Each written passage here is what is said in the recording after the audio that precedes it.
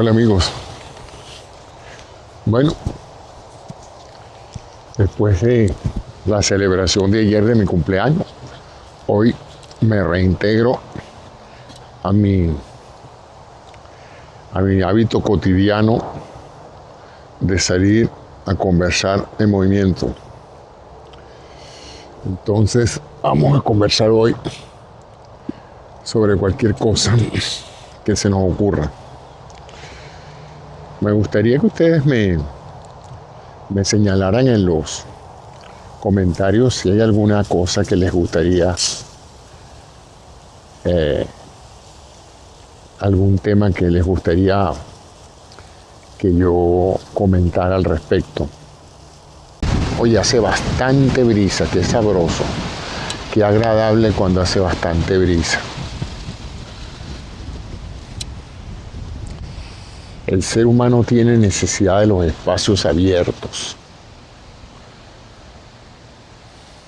Eso es un buen tema. Eso es un muy buen tema.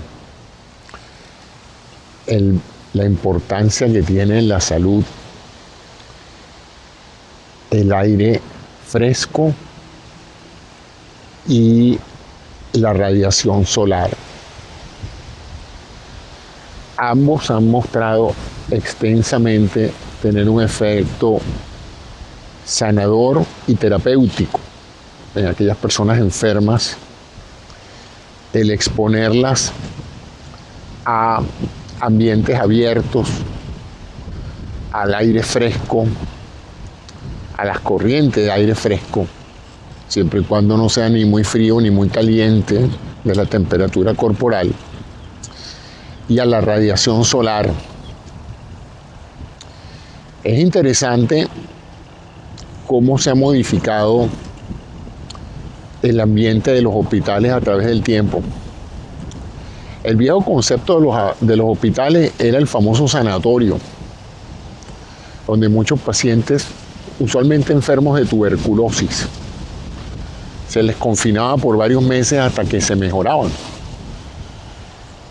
En esos hospitales era extraordinariamente frecuente que hubiesen solariums, es decir, sitios donde los pacientes se les colocaba en sus camas o en sus sillas de ruedas para que cogieran sol. Y ya desde esas épocas se había establecido claramente que los pacientes que recibían luz solar directa o indirecta por pequeños intervalos, usualmente de media hora. Leí el otro día que parte de la terapia diaria era sacar a los pacientes de las áreas de hospitalización y colocarlos para que estuvieran exposición a la luz solar. No se sabía muy bien cuál era el mecanismo por el cual la luz solar mejoraba la evolución de los pacientes hospitalizados, pero sin lugar a duda, si ustedes tenían personas hospitalizadas en áreas donde no se veía la luz del sol, donde no había ventana, donde había muy poca exposición solar, y los comparaban con el desempeño de los pacientes que sí se exponían al menos a media hora de luz solar todos los días, había una enorme diferencia, ¿no?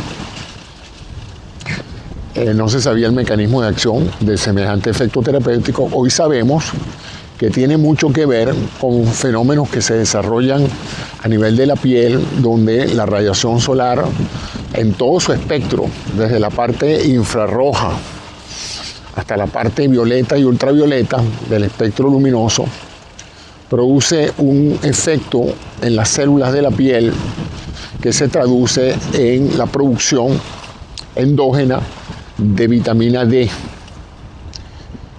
Y esta vitamina tiene una importancia enorme en el desempeño del sistema inmunológico.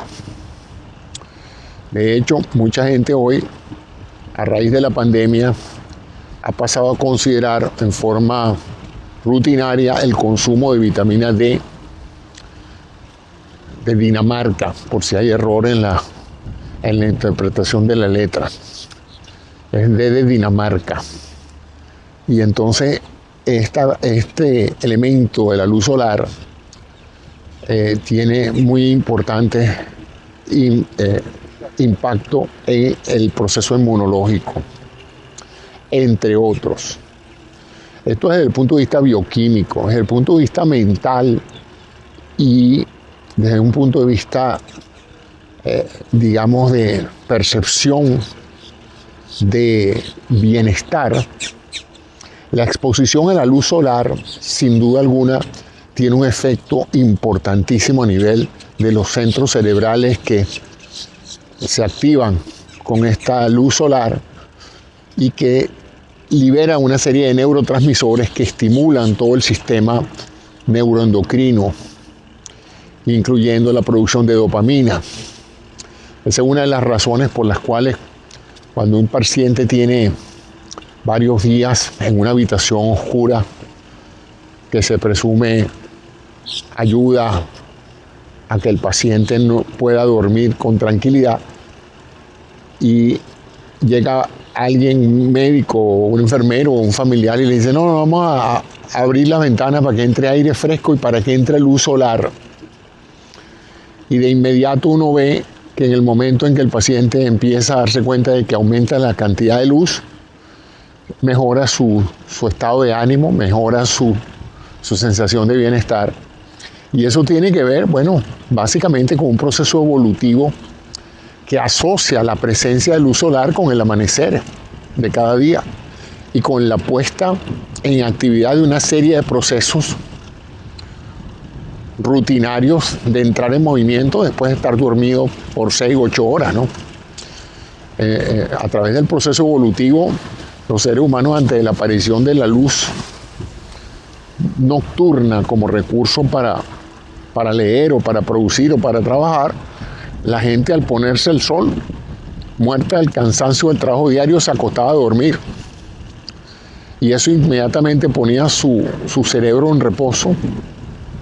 Comenzaba un proceso que hoy se conoce como algo extraordinariamente importante para preservar la salud mental y física, como es el dormir profundamente, el caer muerto de sueño y el dormir unas 6 u 8 horas en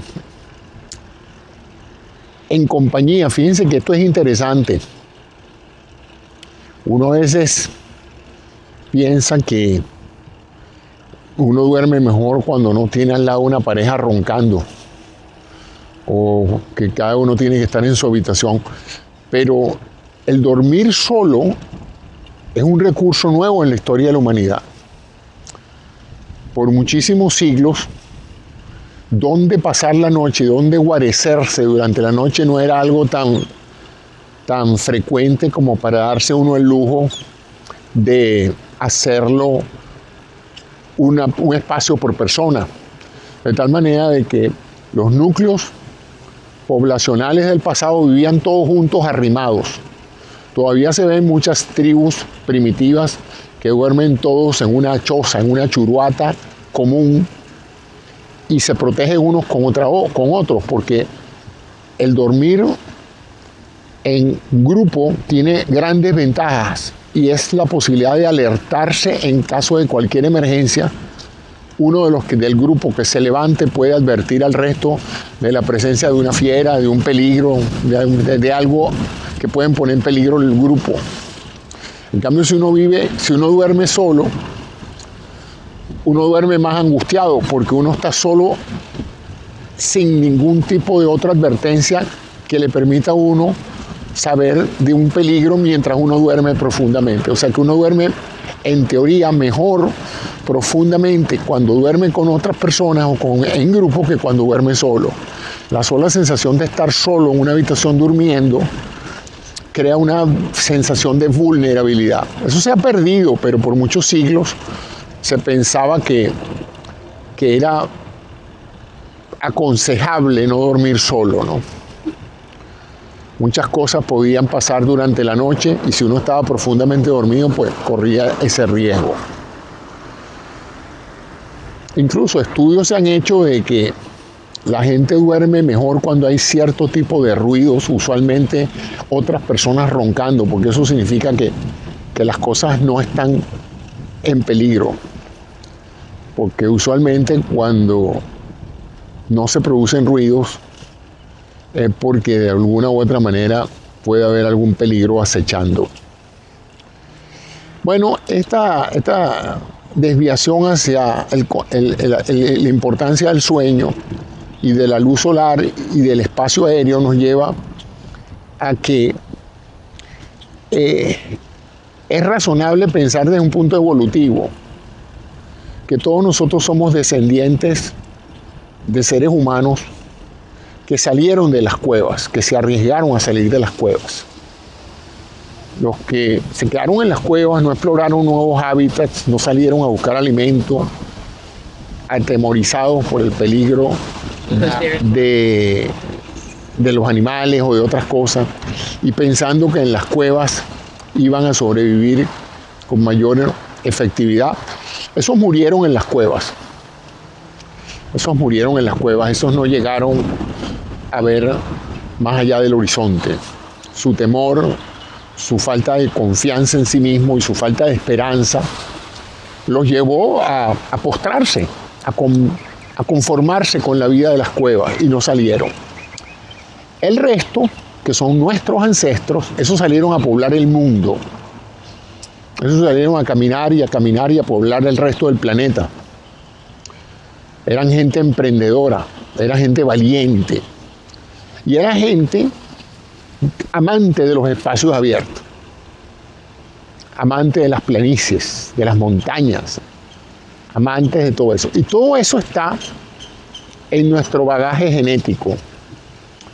A pesar de que genéticamente todavía conservamos mucho de nuestros ancestros, los cambios epigenéticos que se generaron en esas miles de generaciones que se sucedieron, evidentemente crearon mecanismos que están sembrados también en nuestra herencia genética y que incluyen una pasión o una sensación de bienestar derivada de los espacios aéreos y un gran atractivo hacia la luz solar. Por eso que ustedes ven que en esos países nórdicos donde no tienen luz solar todo el año, después de meses de cautiverio, frustrados por el frío y los días soleados muy cortos, cuando sale el sol, sale todo el mundo a la calle a quitarse la camisa y a tirarse en la grama y hacer cualquier cosa por la sensación de bienestar que eso produce. Entonces, hoy por hoy se considera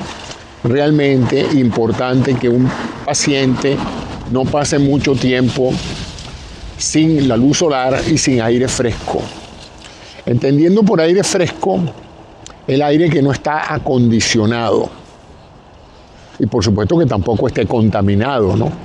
Salir a abrir las ventanas, si el aire de afuera está contaminado, pues no resulta muy terapéutico, pero si esa persona, si el hospital o el sanatorio o la casa donde está reposando está en un espacio donde el aire es de buena calidad ambiental, resulta estimulante física y mentalmente el aire fresco. Por eso es que nos sentimos bien cuando vamos de vacaciones, cuando estamos frente a las montañas, etcétera, ¿no?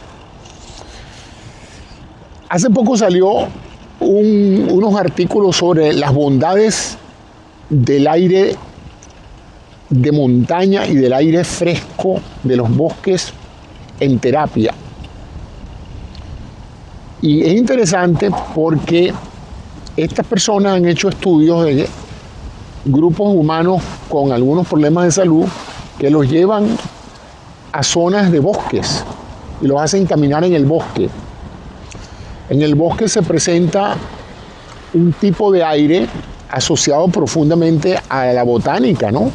Al intercambio de gases que ocurren en las plantas producto de la conversión entre CO2 y oxígeno. Las plantas no producen oxígeno y absorben el CO2. Por lo tanto, de una u otra manera, ese aire tiene ciertas características locales beneficiosas y los pacientes que tienen la fortuna de poder ir a hacer excursiones y a pasar días enteros caminando entre los bosques, pues se benefician del efecto terapéutico de ese aire y de muchas micropartículas de origen botánico que se derivan pues del equilibrio ecológico del mundo vegetal. Entonces, mi recomendación, y por eso les estoy diciendo todo esto, es que salir a caminar, salir a hacer excursión de vez en cuando por predios que estén alejados de la combustión de hidrocarburos, donde no hay autos, donde la naturaleza les ofrezca un aire bastante depurado de partículas tóxicas químicas, y la exposición diaria al menos de media hora de luz solar tiene efectos notables sobre tres cosas: su sensación de bienestar emocional, derivado, como le dije, de esa producción de neurotransmisores placenteros, es lo que nos hace sentir ese atractivo por los espacios amplios, que uno inmediatamente los asocia a la libertad, a lo que eso sacó a nuestros ancestros de las cuevas y los hizo migrar miles de kilómetros poblando diferentes regiones del planeta, y todo eso se hacía con el estímulo que produce los espacios abiertos y el aire fresco. Y la energía que nos brinda el sol en todo su espectro lumínico y que activa una serie de químicos en nuestra piel que son importantísimos para nuestros mecanismos de defensa. Entonces, ese es un comentario válido para hoy, y que tiene trascendencia porque por alguna otra razón los hospitales se enclaustraron.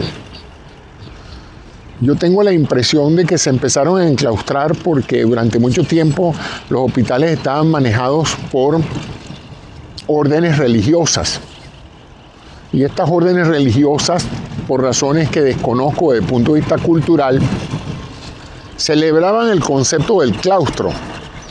Si ustedes se ponen a ver, los monasterios son sitios todos oscuros. Las iglesias son todas oscuras. Los sitios de meditación son todos oscuros. No sé por qué el desarrollo cultural y arquitectónico de las iglesias premió la oscuridad como algo piadoso, como algo que representaba la casa de Dios. Afortunadamente eso ha ido cambiando y las iglesias modernas son más soleadas y más abiertas que sus antecesoras, pero no obstante, esa visión del hospital como un claustro le debe haber hecho mucho daño a muchos pacientes que se hubieran beneficiado de tener un buen ventanal donde pudiera entrar la luz solar y de que lo sacaran de vez en cuando a un gran patio de espacios abiertos, porque sin duda alguna los que hemos tenido el infortunio de estar hospitalizados,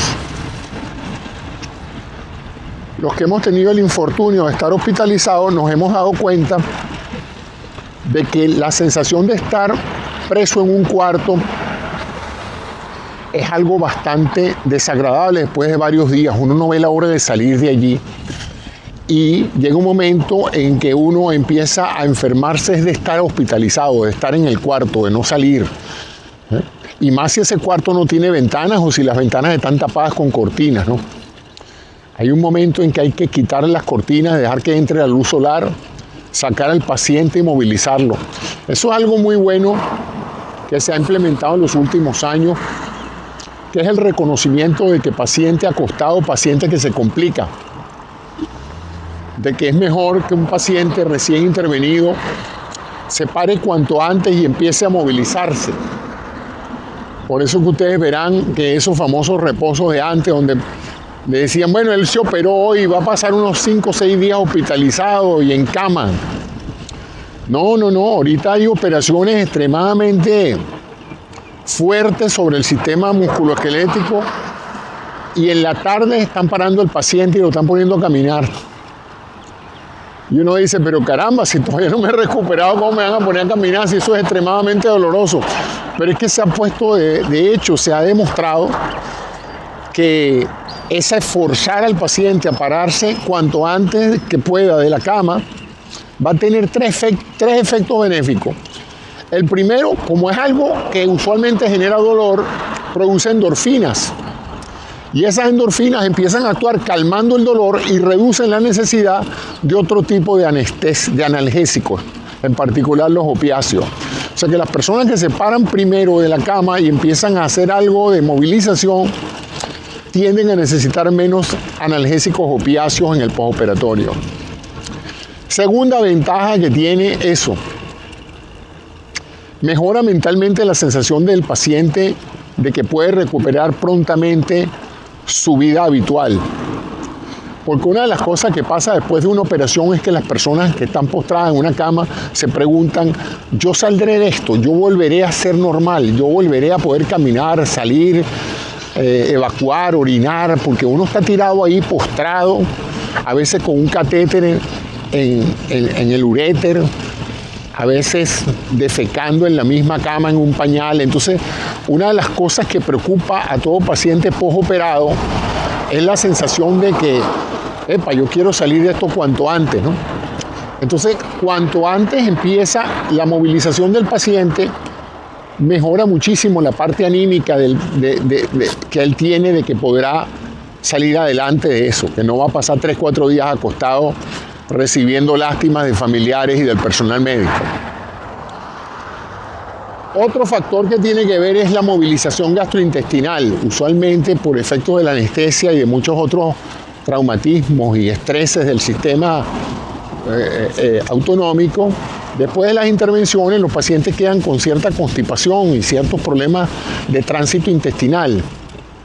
Y se ha demostrado que cuando se forza al paciente a caminar algo en el postoperatorio, su tránsito intestinal mejora, puede defecar con más facilidad, su tono muscular mejora también, el cerebro empieza a mandar señales de control a los grupos musculares, en particular de las piernas, a contraerse esos músculos de las piernas, y eso mejora muchísimo, como dije, las endorfinas y los niveles de catecolaminas en sangre, que van a ayudar a una sensación de bienestar, de alerta. El sistema empieza a darse cuenta de que no va a tener 4 o 5 días de postración, sino que hay que empezar a moverse, y eso trae efectos sumamente benéficos.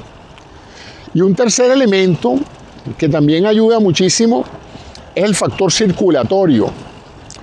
Al parar al paciente y ponerlo a caminar, su corazón tiene que aumentar la frecuencia cardíaca. Su sistema circulatorio tiene que aumentar la presión arterial. Y eso hace que la sangre fluya con mayor eficiencia y se evite uno de los riesgos más frecuentes de los postoperatorios, que es la trombosis venosa, la tendencia de la sangre a empozarse, a coagularse dentro de las venas, y eso crea un problema. Por eso que ustedes verán que muchos pacientes en el postoperatorio les ponen en los miembros inferiores una suerte de brazaletes o de pantalones que se inflan y se desinflan precisamente para aumentar el retorno venoso y para evitar que esa sangre se estanque y tienda a coagularse. Eso ayuda, pero no ayuda tanto como que los mismos músculos presionen esos vasos venosos y los vacíen de sangre. Y eso se logra con la actividad muscular. Así es que, amigo, por eso es que aunque le duela y le moleste, pero es importante que usted inmediatamente después de una intervención quirúrgica, usted empiece a moverse. Vas a sentir un poquito de molestia y de dolor al principio, pero inevitablemente eso va a cortar su estadía hospitalaria.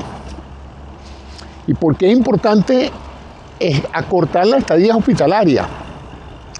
Porque cada día que usted pasa en un hospital, después de una intervención en la cual usted todavía está vulnerable, es un día de riesgo de uno de los problemas más graves de estar hospitalizado, que son las infecciones hospitalarias.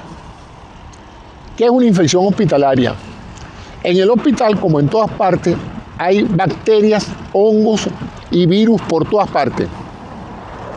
Pero en el caso particular de las bacterias que hay en el hospital son bacterias que han sido cultivadas o se han desarrollado en el ámbito de pacientes que están recibiendo antibiótico-terapia, que están recibiendo antibióticos. A diferencia de las que usted puede encontrar en la calle, que las llamaremos bacterias silvestres, las bacterias del hospital son bacterias profesionales. Estas están ahí dando la batalla, infectando pacientes hospitalizados, y estas bacterias están siendo sometidas a antibióticos fuertes. ¿Qué pasa con ese proceso de antibiótico-terapia? Que mata muchas bacterias, por eso que la gente se recupera de las infecciones, pero también las que sobreviven esos antibióticos fuertes se hacen resistentes a esos antibióticos.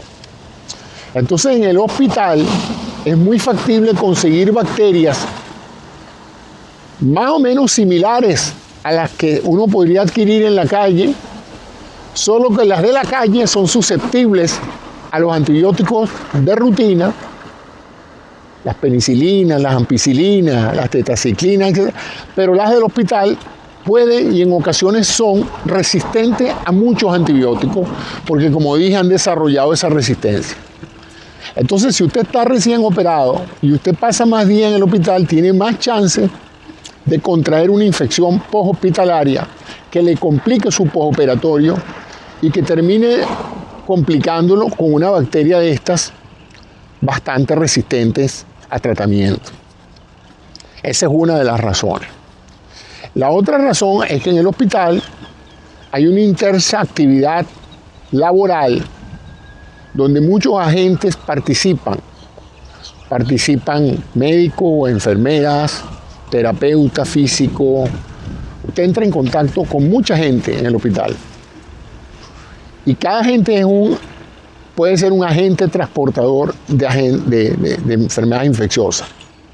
Y no solamente agentes transmisores de enfermedades infecciosas que traen de haber visto otros pacientes, sino también el problema de que cada una de esas personas puede cometer errores. Y usted dirá, ¿errores? Sí, errores. Errores como darle una medicina a usted que no es para usted. Errores como equivocarse de una dosis que sí es para usted, pero no a la dosis que le están dando. Errores de omitirle una droga que sí necesitaba. Y son factores humanos, son fallas humanas que existen en todas partes, pero que mientras su salud está más asociada a más días frente a ese tipo de interacciones, más chance tiene usted de padecer de errores hospitalarios, que así se llaman, ¿no? Que no son pocos. Es una fuente importante de complicaciones en el postoperatorio.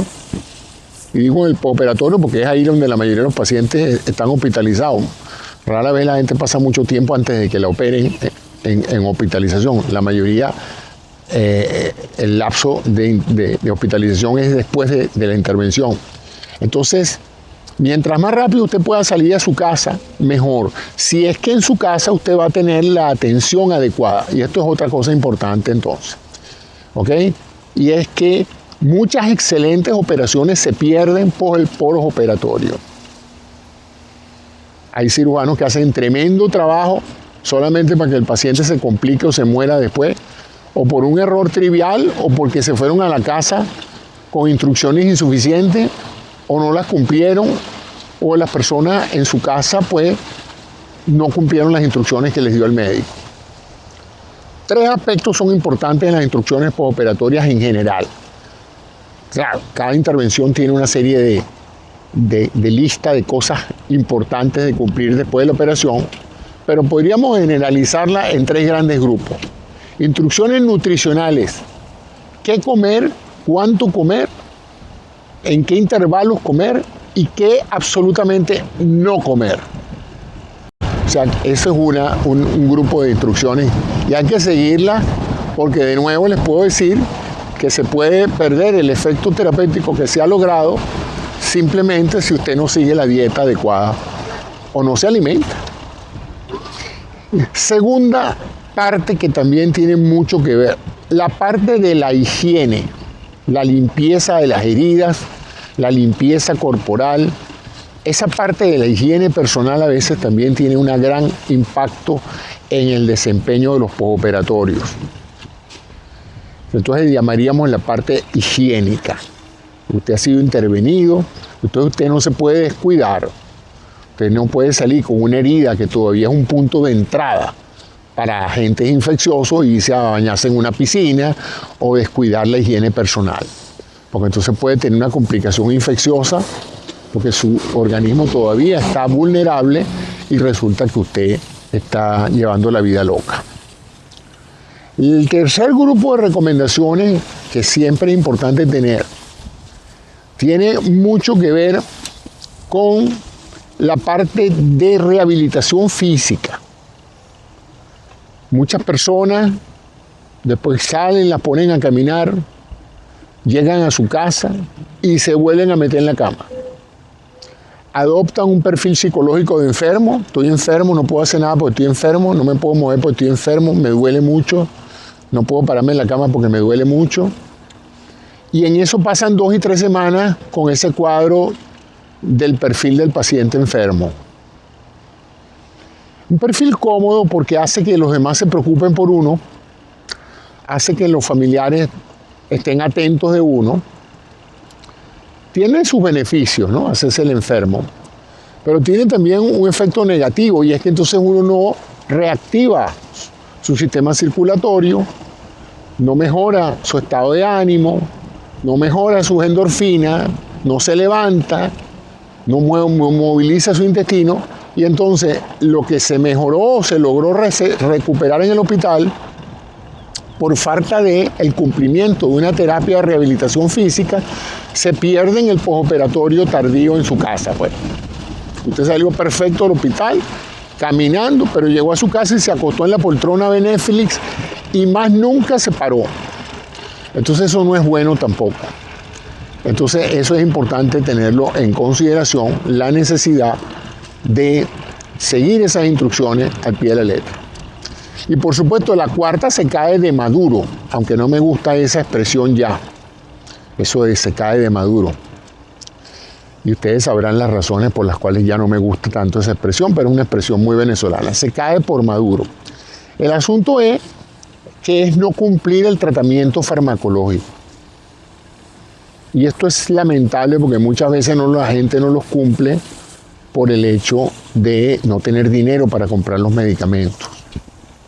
Entonces, si le han dado un ciclo de antibiótico-terapia para tenerlo después de la operación, manténgalo, cúmplalo completo, riguroso, las pastillas, las cápsulas a su hora, ¿ah?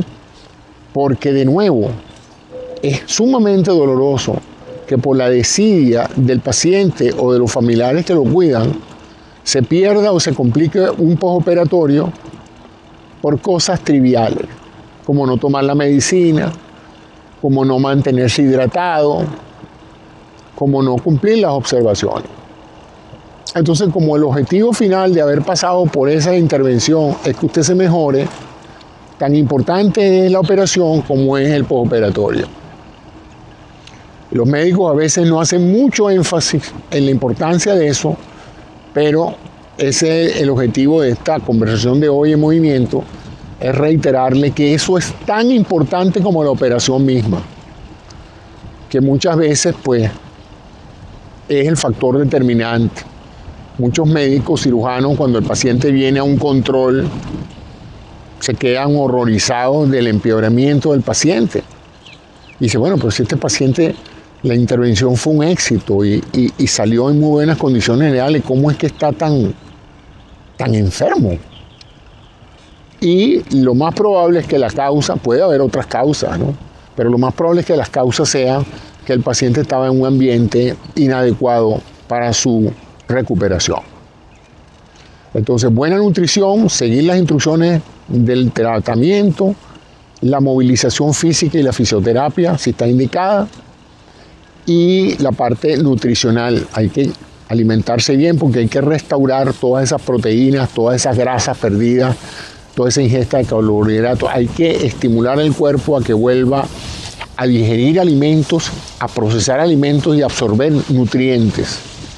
Y eso no se puede hacer si usted no come en el postoperatorio. Lo cual es un problema porque en muchos postoperatorios uno termina perdiendo el apetito. Y eso es una trampa porque uno dice, ay, qué chévere, perdí 4 kilos en el postoperatorio. Yo mejor me quedo así porque me veo más delgado. Bueno, no es bueno que usted empiece a hacer dietas en el postoperatorio.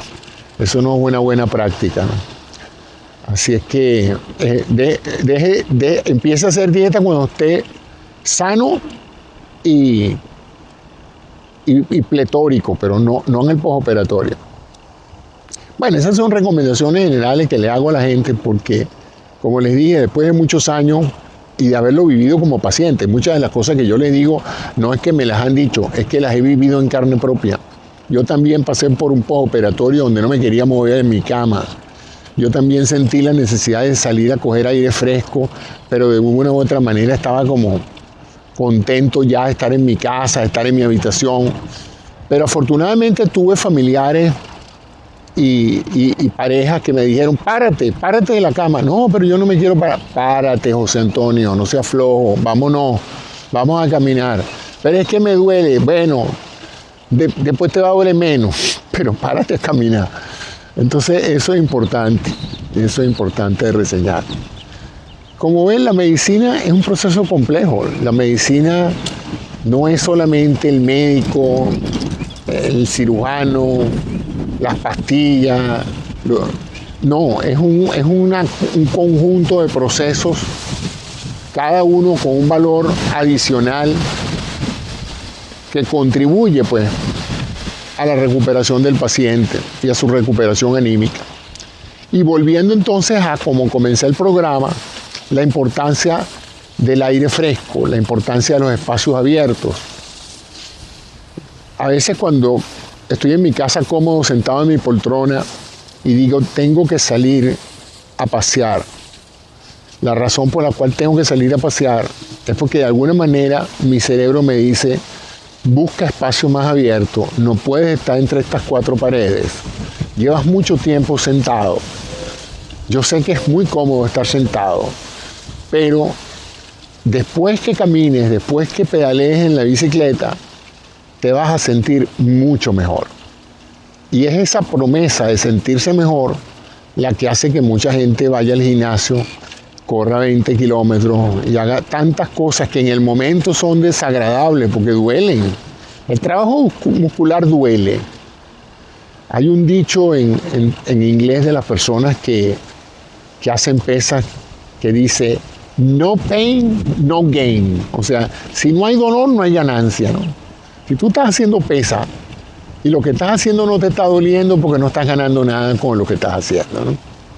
Entonces es interesante eso y yo creo que eso aplica a muchas cosas en la vida, que hay que enfrentar las situaciones por más difíciles que sean, en la esperanza de que en el momento no son agradables, pero a la larga nos van a brindar más tranquilidad, más serenidad, más sentimiento de haber logrado cumplir metas, que es muy importante, el logro. Y ahora, como ya está oscureciendo, me regreso a mi cuevita después de haber tenido el privilegio de poder comunicarme con ustedes. Y gracias a ustedes por la atención y gracias a todos los que me felicitaron ayer por mi cumpleaños. Fue una experiencia, como siempre, cada año fascinante de poder sentirse uno vivo y querido por mucha gente. Muchas gracias a todos y hasta mañana en Conversaciones en Movimiento. Gracias.